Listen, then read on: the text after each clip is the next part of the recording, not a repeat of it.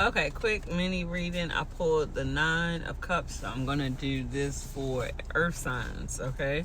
So earth signs, this is a quick little mini for you. Taurus, Virgo, and Capricorn. We have here the Temperance, so balance, centered self, being able to move through energies, the body and the soul integrated. Temperance is when you get to the point where you don't fear failure, right? They use the word death, but in death meaning transformation. You're getting to the point you don't fear transforming, right? That is one of the biggest keys to elevating to next stages in life, is to understand that it's like I'm hearing Karate Kid, wax on, wax off, wax on, wax off, wax on, wax off, right? Pick up your coat where he didn't realize the mundane things that he was doing. Wax on, wax off, wax on, wax off was teaching him lessons, how to do, how to block, how to be disciplined, right? So when you get to the point where you're no longer fighting and you're integrating with God's plan, right? I think we all can take from that. So even if you're not an earth sign, I think we all can take from that, of learning that God's plan, if we release our, like, it's like you can set goals and you can plan things, but you also have to go with the wax on and the wax off and be disciplined and moving towards something, but not so rigid. Who said it? I think I listen to CD Jakes a lot. I listen to Joel Osteen a lot. One of the two about removing limitations, right? So remove the limitations that you set on God, because God's ways is not our ways, right? And when you remove that and you just have an understanding that it's going to be like this, but behind the scenes you don't know what God is doing. You don't know who else God is changing. You don't know who you might need, that God is figuring out some things so that when y'all actually meet, it's like, and then all these things happen. You don't know who you're supposed to bless. You don't know who's supposed to bless you, right? So you have to learn how to wax on, wax off, and be in temperance energy and go with the motions, right? Temperance, one foot is on the earth, one foot is on the sea, and it's moving. I like that. Then we have the Queen of Wands. Ta-da! Sorry. Queen of Wands. The Queen of Wands is really a magician who contains and disperses energy, right? So this is the most passionate queen in the deck. A magician in her own right, because she always has one foot in the light and one foot in the dark, right? One foot in the light, one foot in the dark. And this one, she's walking with her, looks like a tiger or a lion, female lion, right? About strength.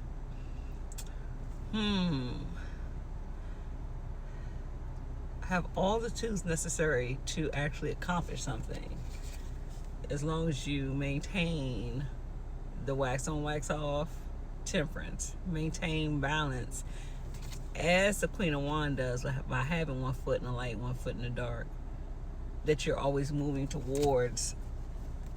It's like some sort of passion, something that you're passionate about may be coming to fruition, but it may take some other minds or other people to be involved in this situation. We have the Two of Swords here. It's like finding balance, the peace and the calm in the mind, right? Like learning how, like, even though you may have the Queen of Wands energy, one who like gains a lot of energy and disperses it as well to get things done, sometimes in the midst of all that, there's that balance, because these two cards actually contract. The Two of Swords and the Queen of Wands are not, they're basically temperance in a sense, because one asks you to be still and one can move or not move, right?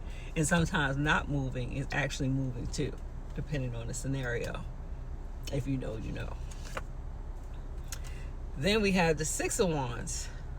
your personal power, becoming a leader, which leads to victory or recognition, right? So there could be something, again, at the end of the day, I don't know you guys personally, right? And I hope for all of us that, that our purpose in life is actually utilized, right? Like, I always tell people, like, in tarot, like, people look at it as so grandiose, like we're gonna be like Game of Thrones and we're gonna pull out swords and it's not like that, right? Your victory could be that you was a good mother.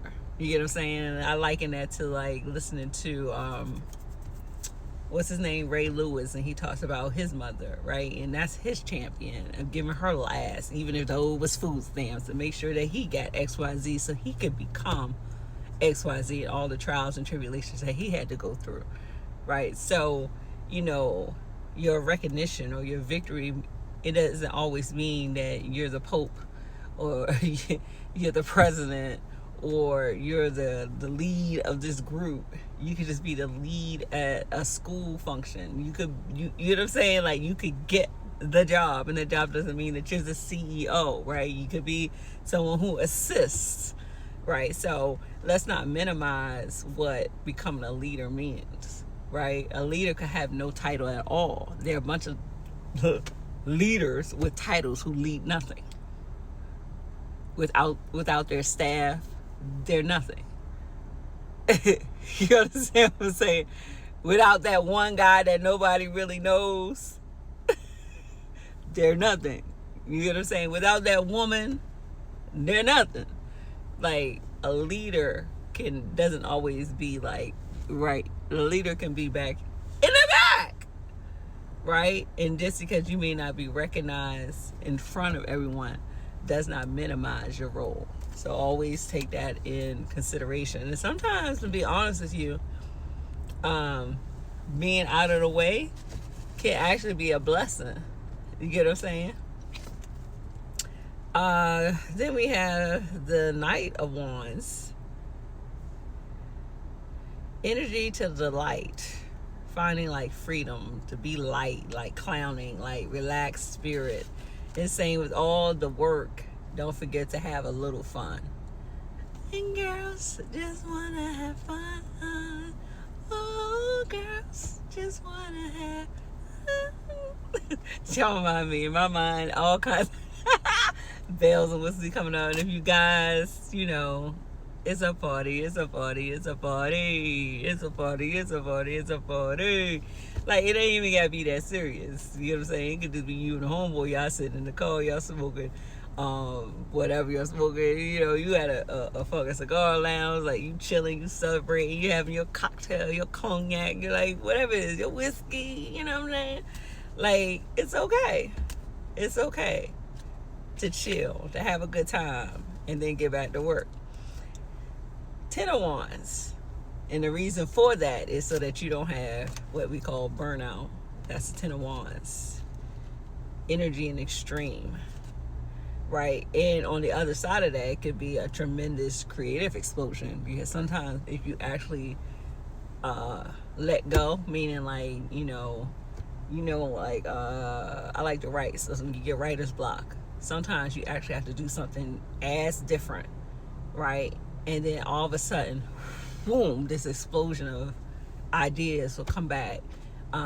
Or you can be so focused on something, and then you go and you meditate. And in meditation and fasting, or meditation and sometimes just fasting, or fasting and not meditation, can be something that can prompt new ideas, energy. But also don't forget to avoid burnout. To avoid burnout, you do have to have fun. You do have to be light at heart. You do have to find joy in life, right? Because if you really just look at life can be depressing, right? Because of all the things that we go through as a human being, right? And you don't want that. So always find balance. Back to temperance. And then we have the 7 of Cups, which talks about sensual dreams or bright ideas. When we rest and we find balance, all the ideas and everything comes back to us, which leads to a full 10 of